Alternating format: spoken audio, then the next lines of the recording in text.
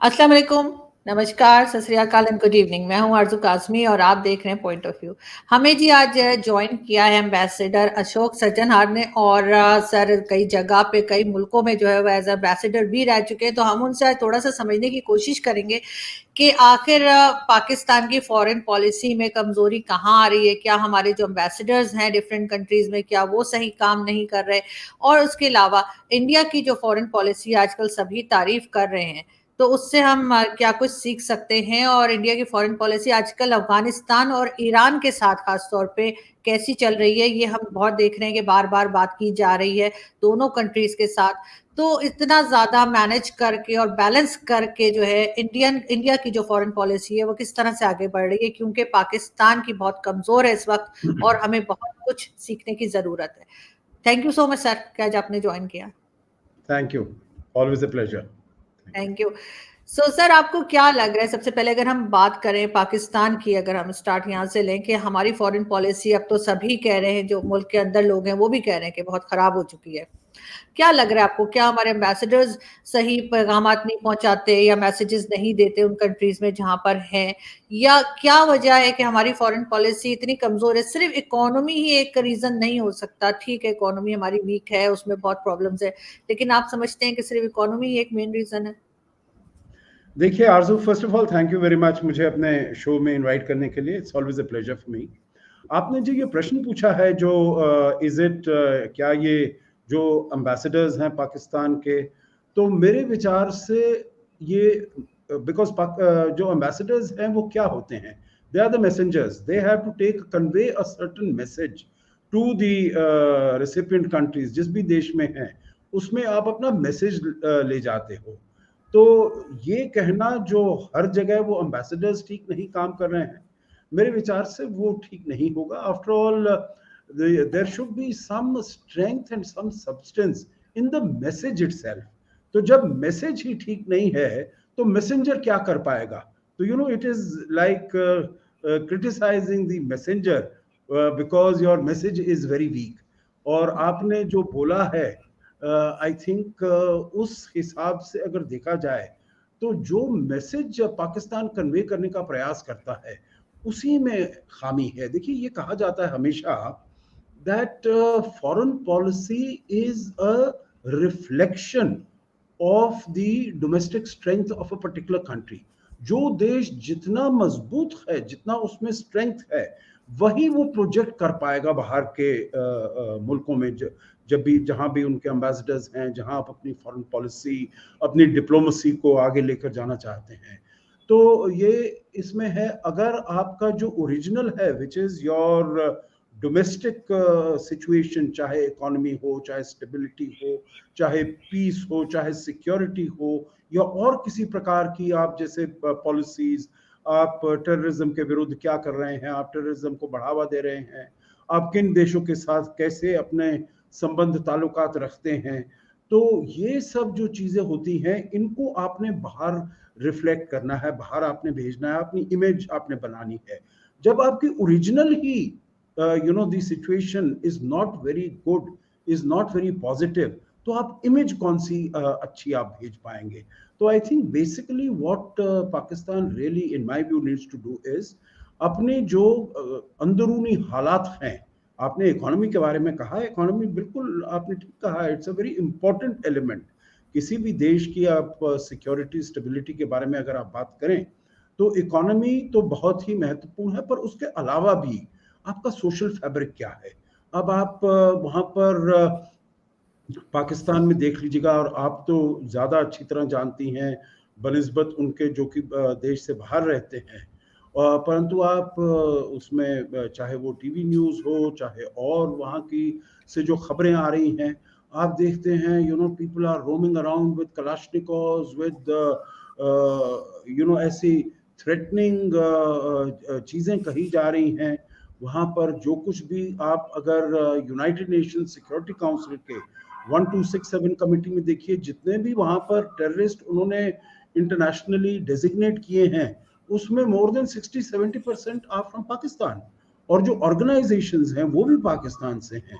तो इसीलिए अगर पाकिस्तान को अपना इमेज इंप्रूव करना है तो rather than blaming the ambassadors, I think in my view, मैंने जहां भी काम किया है, and we have had good relations with our counterparts from there, क्योंकि देखिए बाहर के उसमें there are many issues on which India and Pakistan have the same view. अब यहाँ पर अभी जो ये WTO है, वर्ल्ड ट्रेड ऑर्गेनाइजेशन में बातचीत हो रही है, या वर्ल्ड हेल्थ ऑर्गेनाइजेशन में कोविड-19 से डील करना है, पैंडेमिक से डील करना है, India and Pakistan are on the same side. हमारे interest, because whatever you say level of development वगैरह वगैरह, तो उसमें मैं ये नहीं खामी निकालूंगा अपने आपके एम्बेसडर्स में, वो अपना काम पूरे दिल से दिमाग से करते हैं, परंतु जब हालात आपको देश के अपने सुधारने पड़ेंगे, बेहतर करने पड़ेंगे, और ये जो टेररिज्म है, आतंक है, इससे अपने को निकालना पड़ेगा। अब इतने 4 साल से आप FATF के उसमें हैं, ग्रे लिस्ट में आए हुए हैं, और ये सब चीज़ें जो हैं वो दूसरे देश देखते हैं, और तभी वो ये सोचते हैं, समझते हैं जो हम कितनी दूर तक इस देश के साथ अपने रिलेशंस को आगे लेकर जाएं और स्ट्रॉन्ग बनाएं या नहीं बनाएं। नहीं, आप बिल्कुल ठीक कह रहे हैं सर। मैं ब्लेम नहीं कर रही थी एम्बेसडर्स को, लेकिन कई लोग कहते हैं कि वहां पे जाकर ये लोग कुछ खास काम नहीं कर रहे हैं, जो कि इनकी ड्यूटी है कि थोड़ा सा पाकिस्तान का इंप्रेशन बेटर करें, उसके बजाय सिर्फ एक टाइम गुजार कर आते हैं। हर एक की बात नहीं कर रही, लेकिन कुछ लोगों का कहना है।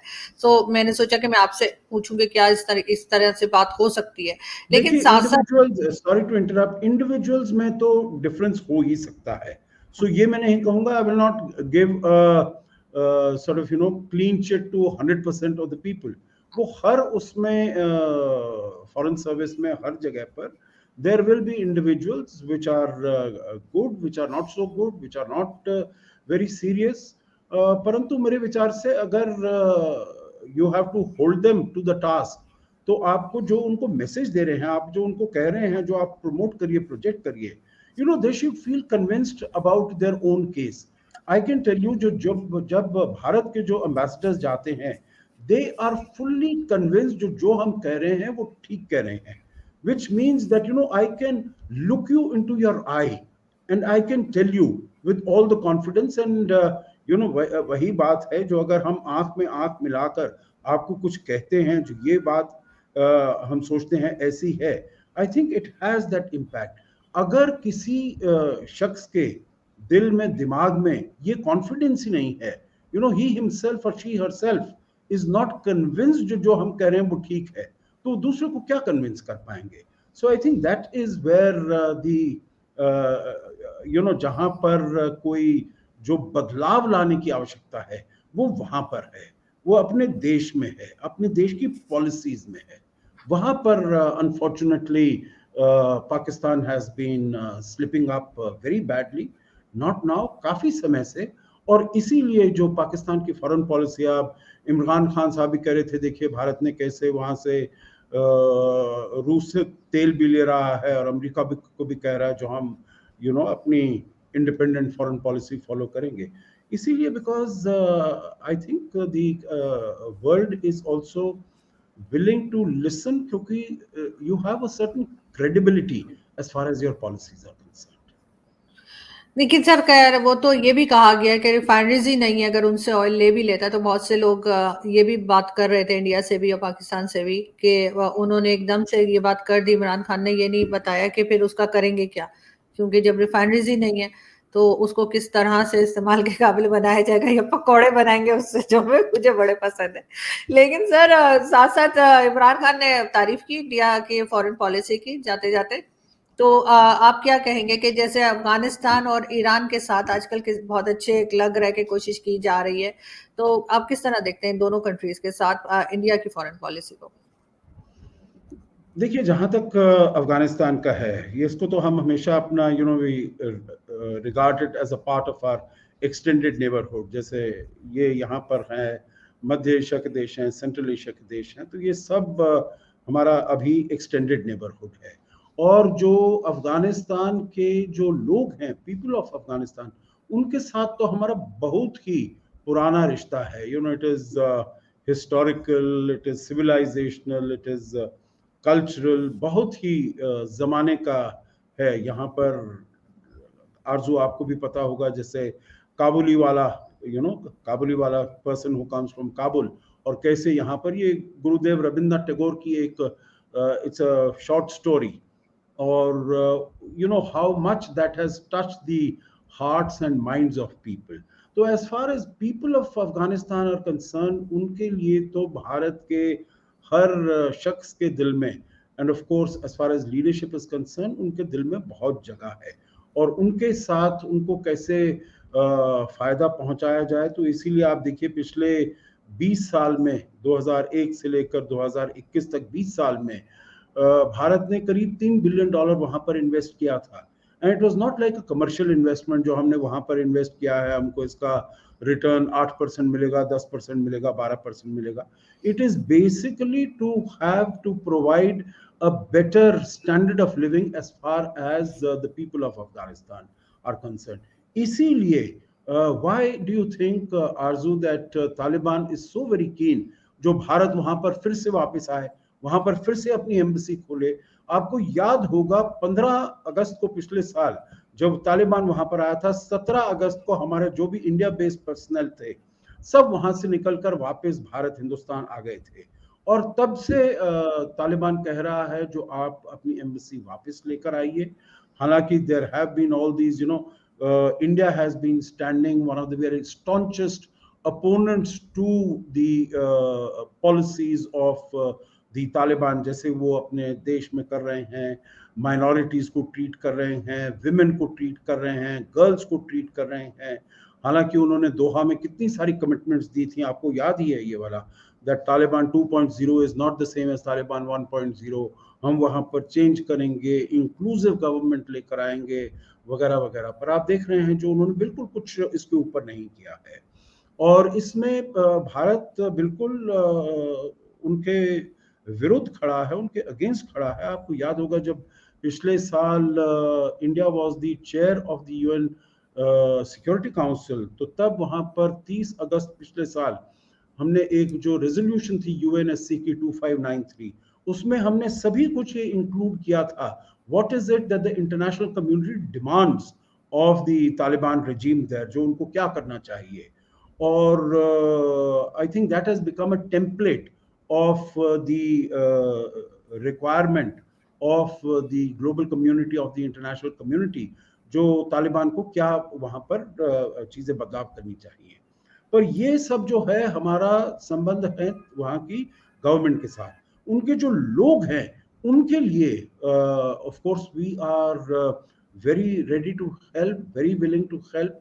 इसीलिए आपने देखा होगा जो ये the commitment that has been made of 50,000 tons of wheat, क्योंकि हम देख रहे हैं वहां पर कितनी ज्यादा famine conditions हो गई हैं, malnutrition है, as far as children and women are concerned, वो तो सबसे ज्यादा आपको पता ही है vulnerable sections होते हैं सोसाइटी के, तो उनके लिए हम भेज रहे हैं। और आपको ये भी मालूम है जो पाकिस्तान ने कैसे उसके बीच में अड़ंगा लगाने की कोशिश की, जो यहाँ से अगर जाएगा तो पाकिस्तानी ट्रकों में जाएगा, वगैरह वगैरह। But luckily on this issue both the Taliban and the Indian government were on the same page.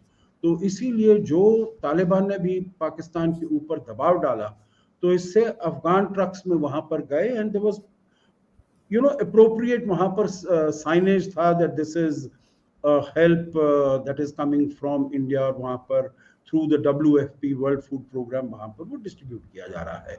हमने बहुत I don't remember the exact amount, परंतु हमने बहुत वहाँ पर, चाहे वो कोविड-19 vaccine, of course before 15th August जब ये अशरफ गनी साहब की सरकार थी तब तो भेजे ही थे, पर ये तालिबान सरकार के आने के बाद भी हमने वहां पर बहुत कोविड-19 वैक्सीन भेजे हैं, बहुत इसेंशियल सप्लाईज भेजे हैं, बहुत मेडिसिन भेजी हैं। The point I am making is that our relationship with the people of Afghanistan continues to be very strong, very vibrant, very dynamic, और उनके लिए जो कुछ होगा हम करते जाएंगे। परंतु ये जो तालिबान की सरकार है उनके ऊपर यकीनन दबाव बना रहेगा, न केवल भारत का परंतु पूरी दुनिया का। जो आप अपनी जो पॉलिसीज हैं उसको आप बदलाव करिए। आपने देखा है अभी एससीओ की यहाँ पर मीटिंग हुई थी, जिसमें दुशांबे में मीटिंग हुई थी, जिसमें सभी एनएसएस गए थे। वहाँ पर भी यही बात, it was a virtual meeting, वहाँ पर भी यही बात हुई जो कैसे अफगानिस्तान में ये सभी कुछ ठीक किया जाए। और जो भी मीटिंग्स होती हैं उसमें यही कहा जाता है, but at a people to people level we will provide all the benefit and all the support and all the assistance. हालांकि अभी कल 2 दिन पहले वहाँ पर जो इस्लामिक स्टेट खुरासान प्रोविंस का वो जो उन्होंने काबुल में गुरुद्वारे पर अटैक किया है, so we have taken emergency decision, urgent decision, जो वहाँ पर करीब 100 से ऊपर जो वहाँ पर हिंदू अफगान सिख्स हैं और हिंदू वो हैं, तो उनको हम वो ई वीज़ाज देंगे और उनको यहाँ पर भारत में जल्द ही आने के उनका प्रबंध करेंगे। बिल्कुल सही। लेकिन सर साथ-साथ अगर हम ईरान की बात करें, ईरान भी अब काफ़ी इम्पोर्टेंट कंट्री है और काफ़ी टाइम से उसके ऊपर सैंक्शंस भी हैं। लेकिन इस वक़्त हम ये देख रहे हैं कि भारत भी जो है वो ईरान के साथ उसके टर्म्स भी जो है वो बेहतरी की तरफ जा रहे हैं, और शायद इसकी एक वजह ये भी है कि अगर कहीं से कुछ भेजा जाता है अफ़गानिस्तान या कहीं पे भी, तो अगर पाकिस्तान के साथ बात नहीं बनती, तो ईरान के साथ बन सकती है। क्या यही वजह है, या आप समझते हैं कि नहीं, ईरान के ऊपर से सैंक्शंस हट जानी चाहिए और उनको भी आगे बढ़ने का मौका मिलना चाहिए? नहीं, बिल्कुल हमारा तो यही कहना है, जो ईरान के ऊपर से सैंक्शंस हट जानी चाहिए। पर इससे पहले मैं ये भी कहूँगा, जो ईरान के साथ भी हमारे बहुत ही पुराने ऐतिहासिक संबंध हैं और सांस्कृतिक संबंध हैं, सिविलाइजेशनल टाइज हैं।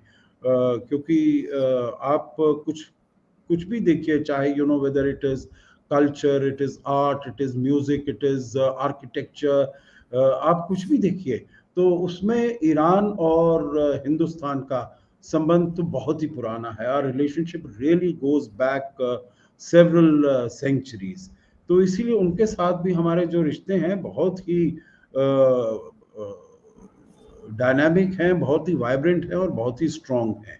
तो मैं ये नहीं कहूँगा, जो हमारे जो रिश्ते संबंध उनके साथ हैं, जो वो अभी ठीक हो रहे हैं, मेरे ख्याल से वो हमेशा से अच्छे रहे हैं, एक्सेप्ट एट द टाइम जब ये 2018-19 में ट्रम्प साहब आए, तो तब उन्होंने कहा, जो ये JCPOA को उन्होंने हटा दिया, joint comprehensive plan of action, जो उनका न्यूक्लियर डील ईरान के साथ साइन हुआ था P5+1 का, तो उसको उन्होंने हटा दिया और उन्होंने कहा उनके ऊपर सैंक्शंस लगा दिए जाए, आप तेल नहीं ले सकते। तो ठीक है, हमने तेल वहां से लेना भी stop importing oil from Iran slowly and gradually. परंतु फिर भी we took a carve out for the Chabahar project.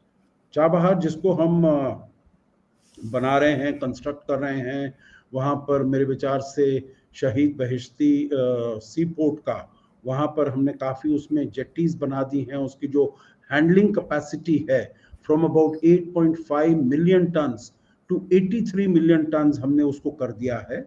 और उसका जो हिंटरलैंड है, वहाँ पर उसको डेवलप कर रहे हैं।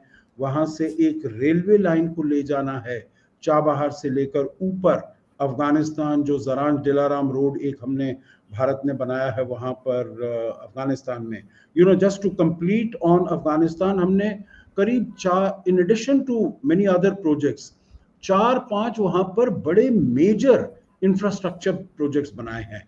जिसे एक तो है ये पूले खुमरी ट्रांसमिशन लाइन है, इलेक्ट्रिसिटी की ट्रांसमिशन लाइन, जो उज्बेकिस्तान से इलेक्ट्रिसिटी भेजते हैं, वो काबुल में आती है। So that very long transmission line was constructed by India and handed over as a gift to Afghanistan. उसके बाद what was known as the Salma Dam, जिसको अब अफगानिस्तान इंडिया फ्रेंडशिप डैम बताया जाता है, हेरात के पास है। और उससे इलेक्ट्रिसिटी जनरेशन होती है, उससे इरिगेशन होता है, उससे वाटर सप्लाई दी जाती है। उसको भी the terrain and the conditions, working conditions were not very positive, परंतु भारत ने उसको वहां पर किया है। फिर जो मैं ये जिक्र कर रहा था, Zaranj Delaram road, it is a long highway from the border with Iran right up to the center, करीब मेरे ख्याल से 263 किलोमीटर इसकी वो है, इसकी लेंथ है। तो इसको भी कंस्ट्रक्ट किया गया है, जरान दिलाराम रोड को कंस्ट्रक्ट, और फिर पार्लियामेंट बिल्डिंग उनकी बनाई गई है। उसके अलावा they have about 34 districts, 34 provinces in Afghanistan.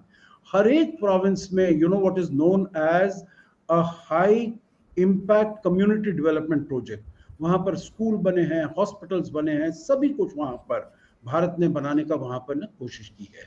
So coming back to Iran, Chabahar का जो हम बता रहे थे, तो चाबहार से, बिकॉज इसका हिंटरलैंड बहुत ही अच्छा है, उनके पास एक दूसरा पोर्ट है बंदर अब्बास, परंतु बंदर अब्बास में इतना ज्यादा कंजेशन है that it can not really कोई उसमें पॉसिबिलिटी नहीं है एक्सपेंशन की। परंतु यहाँ पर चाबहार से लेकर ऊपर रेलवे लाइन जाए right up to the border with Afghanistan, और फिर ऊपर जाए Turkmenistan, Uzbekistan, so Central Asia पहुंचने के लिए, क्योंकि सेंट्रल एशिया के साथ again it's a very important region for us, हमारे लिए बहुत ही महत्वपूर्ण है in every way, energy security के लिए, इकोनॉमिक्स के लिए, कनेक्टिविटी के लिए, परंतु हमारे पास कोई डायरेक्ट तरीका नहीं है, जरिया नहीं है उनके पास पहुंचने का। सो चाबहार इज वेरी इंपॉर्टेंट। और जब डोनाल्ड ट्रंप, राष्ट्रपति डोनाल्ड ट्रंप ने ये सैंक्शंस लगाए थे इनके ऊपर, ईरान के ऊपर, तो we had made sure that Chabahar is kept out of that sanctions. परंतु फिर भी इतना वो उसमें हुआ नहीं, because companies are not very keen to invest, क्योंकि वो समझते हैं जो शायद अमेरिका के सैंक्शंस उनके ऊपर लग जाएं, तो इसीलिए ज्यादा उसमें प्रोग्रेस नहीं हुआ। परंतु अब मेरे ख्याल से हो रहा है। We had the visit of the Iranian foreign minister, वो भारत आए थे, and I think the two issues, major issues that were discussed during his visit, one was how to expedite the work on Chabahar port, क्योंकि इससे Iran के लिए भी ये फायदा है। आई think it will be beneficial for central Asian countries. परंतु अभी जब तक कुछ स्टेबिलिटी और सिक्योरिटी अफगानिस्तान में नहीं आती है, तो I don't know what we can do as far as this country is concern. क्योंकि अब अभी आप देखिएगा, जो करीब 10 महीने हो गए हैं और अभी तक एक देश ने डिप्लोमेटिक रिकग्निशन नहीं दिया है अफगानिस्तान को, बिल्कुल। और सभी उनको यही कहते हैं जो आप अपनी जो पॉलिसीज हैं, इंक्लूसिविटी आप बढ़ाइए, विमेन राइट्स को पर्टिकुलरली बढ़ाइए। विमेन के विरुद्ध तो इतना ज्यादा वो हर दूसरे सप्ताह वो नए नए रिस्ट्रिक्शंस लगाते हैं, दैट आप बाहर जाते हुए you have to take a male member with you, और कैसे आपको अपने कपड़े पहनने पड़ेंगे और कैसे अपने को छुपाना पड़ेगा। This is total violation of their rights as individuals, as human beings. तो वो सब करे जा रहे हैं, और जब उनसे बात की जाती है तो वो कहते हैं नहीं, इट इज नॉट मैंडेटरी, परंतु वो आप उनके ऑर्डर्स देखिए तो वो तो it is more than mandatory. So it is that becomes a little frustrating. परंतु फिर भी ईरान के साथ जो चाहे वो चाबहार हो और ये जेसीपीओ को, तो हम चाहते हैं जो जितनी जल्दी फिर से वो कायम हो जाए, so that Iran is also able to come into the mainstream of global community. और उसके जो आजकल हम देख रहे हैं एनर्जी प्राइसेस कितने ज़्यादा ऊपर हो रखे हैं, $120 से ऊपर हो गया ब्रेंट क्रूड। उसको अगर वहाँ से ऑयल निकलना शुरू हो जाएगा, गैस निकलनी शुरू हो जाएगी, ग्लोबल मार्केट्स में आएगी, so I think it will be beneficial not only for Iran, it will be beneficial for the whole world, and it will be beneficial for the West also, for US, for Europe, for every country. So I think the United States and the other Western European countries need to work upon it. जल्दी उनको इसके ऊपर काम करना चाहिए और इसको आगे लेके जाना चाहिए। लेकिन सर साथ-साथ लास्ट में मैं ये भी पूछना चाहूँगी कि ईरान की जैसे आप बात कर रहे हैं, तो अमेरिका की इन्वॉल्वमेंट है, तो ये भी हो सकता है कि ये सऊदी अरब और ईरान के बीच में जो क्लैश चलता रहता है, वो भी कहीं ख़त्म करवाया जाए, तभी ये काम हो पाएगा, वरना सऊदी अरब भी तो इनसिक्योर फ़ील कर सकता है, क्योंकि हर चीज़ तो फिर ईरान भी प्रोवाइड करने लगेगा, फिर इनकी इतनी इम्पोर्टेंस नहीं रह जाएगी। देखिए, इम्पोर्टेंस तो I think it is not only oil. After all वो तो इस्लाम के जो दो सबसे बड़े मॉस्क हैं, मक्का और मदीना, वहाँ पर हैं। आई थिंक उसका जो रियल अथॉरिटी मुस्लिम वर्ल्ड में है, वो उन मॉस्क की वजह से है। मीनिंग आप आरजू, you belong to that faith, so maybe you can sort of corroborate what I'm saying or challenge what I'm saying। जो पर मैं समझता हूँ जो ये क्योंकि they are the custodians of the two holy mosque, इससे उनको बहुत ज्यादा वो इम्पोर्टेंस मिलती है। तो इसीलिए चाहे और देशों ने उनको चैलेंज करने की कोशिश की हो, टर्की ने कोशिश की हो, मलेशिया वहां से अपना प्रयास करते हैं, परंतु कोई सक्सीड नहीं किया है। दूसरी बात है, देखिए, Saudi Arabia is the leader of the Sunni branch of Islam. अब जो ईरान है वो तो उनके पास कितना तबका है, 10-12% है शिया जो है पूरी दुनिया में। तो इन दैट सेंस चाहे वो रिलीजन के बेसिस पर देख लीजिएगा या otherwise, I don't think Iran has that wherewithal to be able to challenge the might of Saudi Arabia and some of the other Gulf nations। The other is जो मैं अभी गया था, I was in Medina very recently, in the month of early April in fact। सो और right. उसमें, हाँ जी, उसमें मैंने देखा, और वो वहाँ के जो जेद्दा और मदीना और याम्बू अल बहार वगैरह, तो वहां पर मैंने देखा है जो Saudi Arabia is trying to wean itself away from an oil based economy. क्योंकि अभी तक तो सारा उनका जो कुछ चलता है वो तेल की वजह से चलता है, पर वो देख रहे हैं जो एक तो दुनिया फॉसिल फ्यूल से निकलती जा रही है, एक फॉसिल फ्यूल जो उनके पास है, तेल जो है, it is an exhaustible resource. ऐसा तो नहीं है जो वो चलता ही जाएगा। तो इसीलिए वो अपने अपने यहाँ पर काफी तब्दीली कर रहे हैं, that they should not be totally dependent only on this thing. तो उनके वो जो है, आई थिंक 2030 2050 उनके जो विजन, MBS का विजन है 2050, to bring technology and production and manufacturing, तो वो कर रहे हैं। तो I think all countries really need to do all that. और अगर जैसे कहा जाता है, सिक्योरिटी इज इनडिविजिबल। हर देश को सिक्योरिटी मिलनी चाहिए, हर देश को प्रॉस्पेरिटी मिलनी चाहिए। Meaning it's not that I should feel more secure at the expense of someone else, or I should feel less secure क्योंकि दूसरा और ज़्यादा। and prosperity के उसमें भी I think there should be mutual prosperity।